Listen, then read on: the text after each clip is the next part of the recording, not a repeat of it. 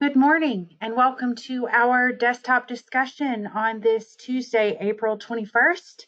I am Casey Hope, Marketing Manager at Medcom Benefit Solutions, and am joined, of course, today by Michelle Barkey, our Senior Legal Counsel at Medcom, who is here to answer all of your questions. Good morning, Michelle.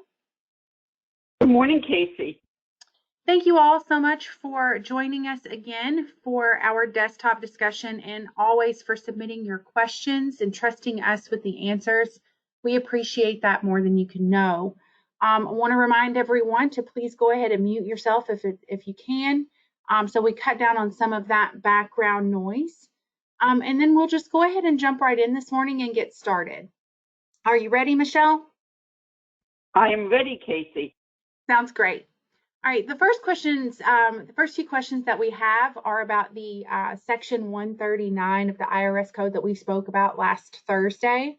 The first question is, are there any limitations or maximum dollar amounts that can be granted to employees under Section 139? There are no limitations. You can grant employees whatever you deemed appropriate.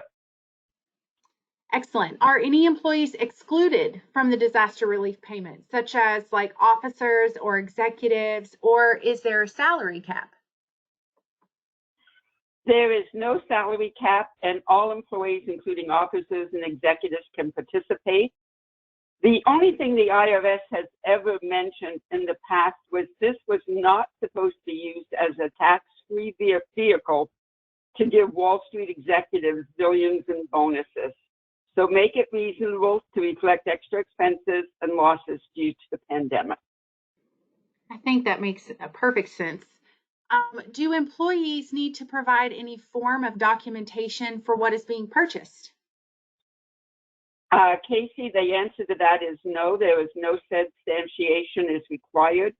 The debit card that we actually provide will limit the merchant codes to eligible merchants and eligible places of business that can take it. And then after that, there is no substantiation. I know that's a relief for a lot of people. Can you use the disaster relief payment as a replacement or in lieu of a bonus that's not payroll or wages? I would be very careful about the word bonus, as this is not a reward, but to cover expenses during a disaster. However, you can certainly do that. That being said, unless there is a run through an embedded charitable foundation, and those that have the embedded charitable foundation know who you are, there are no criteria as to whom can receive the debit card. And since it does not fall under Section 125, there is no requirement for non-discrimination testing.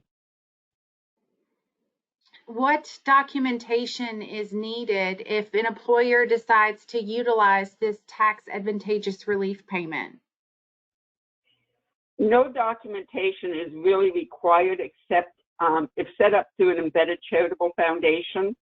Medcom Benefit Solutions does provide, though, a checklist, an ASA agreement, and a planned document so that you can show that you did actually have a Section 139 plan. This does not fall under Section 125, so technically planned documents are not required, but we just want to make sure everybody has good documentation as to what they're doing. I will go ahead and point out that we've gotten a lot of questions about Section 139 in this program, and we are hosting a couple of webinars this week. One of them is actually this afternoon at 2 p.m. If you go to our LinkedIn page, Medcom Benefit Solutions LinkedIn page, you will see a link there where you can register for the webinar that's hosted either this afternoon at 2 or the one that's scheduled for Thursday morning at 11 a.m., whichever one fits your schedule. They will be the same, so don't feel like you have to attend both. Just in case you have any other questions about the Section 139 payments. All right, Michelle, moving along. If an employer subsidizes COBRA for a period of 2 to 3 months, can the employee then go to the marketplace when the employer stops contributing? I love my normal lawyer answer in this, and it depends. I don't know about the state marketplaces for those states that set up their own marketplace, but if they are in a state where they're utilizing the federal marketplace, the answer is yes. The CMS, who runs the federal marketplace, that's the Centers for Medicaid and Medicare, who run the federal marketplace, have stated on their website that if your COBRA costs change because your former employer stops contributing, and you must now pay the full cost, you are entitled to the marketplace coverage. All right, thank you. We have an applicable large employer, and they have furloughed some of their full-time employees. Do they have to continue to offer them benefits? This is a really, really good question. The ACA has not amended any of the laws pertaining to the ACA to account for the coronavirus at this time. But those employees who are currently in a stability period following a measurement period and had averaged 30 hours a week or more for that measurement period are still considered full-time employees and must be offered benefits for the stability period. However, IRS Notice 2014-55 allows for a permitted election change where if the employer so chooses, the employee can withdraw from the plan. Three things to consider, though, if you are the employer and in considering allowing your employee to opt out, if they no longer can afford the coverage and yet they are still classified as full-time for that stability period. Number one, the employee may not be able to re-enroll until open enrollment unless there's a change in the law or the employee has a status change that coincides with the special enrollment right. For an example, if they're married, they get married or they have a child. Two, if the employer uses the W-2 method for affordability and allows the employee to withdraw, they may face a 4980HB penalty as the premiums may become unaffordable. And now they've been offered the coverage, but they've waived that coverage. And so there may become an unaffordability issue. And three, employers with between 1 to 499 employees should consider the implication as to the payroll protection program if they apply for it and get accepted. And the fact that they can actually get their healthcare costs covered under the loan forgiveness. So they might want to consider paying the premiums for the employee as well, as that seems to be covered under the loan forgiveness. By the way, and I just have to make this clear because we keep on getting questions regarding FSAs. Notice 2014-55 that specifically mentioned that the employees could withdraw from the health plan if they had it as a permitted election change. The IRS specifically excluded an FSA withdrawal for this reason in that 2014-55 notice. So it only affects the health plan and not the FSA. And then finally, we are always remiss if we don't mention those employees that were hired as full-time, that were reasonably expected to work full-time at the time of hire, and that they went through a waiting period of no more than 90 days, and they have a change in status to part-time or they've gotten full load and they've got this reduction of hours. The ACA still requires that you put them in a monthly measurement period for at least 3 months in order to determine if during each of those 3 months they are indeed part-time. And therefore, the benefits would continue for that period of time. So you always want to make sure that you're following the ACA. Now, right now, the insurance carriers are talking about the furlough and they say, hey, yeah, we're going to cover people on furlough. Some of them said for 60 days, some of them said for 90 days.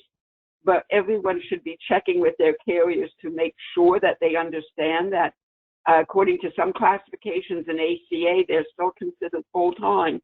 And that even if they're on furlough, they're still considered full-time, as i.e. the 2 examples listed above, and they must still be continued to offer the benefits. And I would also ask that you check with your reinsurance carriers the same thing to make sure that the reinsurance carriers are familiar with this and they're going to follow through. We don't want any surprises at the end, either on the ACA side, where the employer is doing the right thing and then the carrier says no, or on the carrier side, if benefits all of a sudden stop abruptly and it does not follow ACA guidelines. And this is for applicable large employers who have 50 or more full-time, including full-time equivalent employees. Now, one of the things we also have to mention is that if an employee is currently in a measurement period and they're on furlough, right now we're counting them as 0 hours or whatever, because they're not working at all. So that next year they may not be eligible and they may not be deemed full-time employees. We are waiting to see whether the IRS changes this to follow the same pattern for somebody that's on furlough due to the coronavirus as they do for FMLA and USERA, where they have specifically said that you must either carve out that period or give them credit for the average amount of hours that they had worked before, so that they are not being penalized for being in the services or for being on FMLA. We may have that same situation, but right now the IRS has not changed any of the ACA requirements. All right. Thank you, Michelle. As always, there's a lot of information there surrounding furloughed employees and insurance and ACA requirements and things like that. So thank you always for providing those answers for us and the clarification as much as possible. We have answered our questions for today. We had kind of a short list today, but we're definitely happy to be here and answer those questions. If you have any others that you would like to submit, you can always do that through the chat feature, or you can email them to covid19questions@medcombenefits.com, and we can address them on Thursday's desktop discussion at 3 p.m.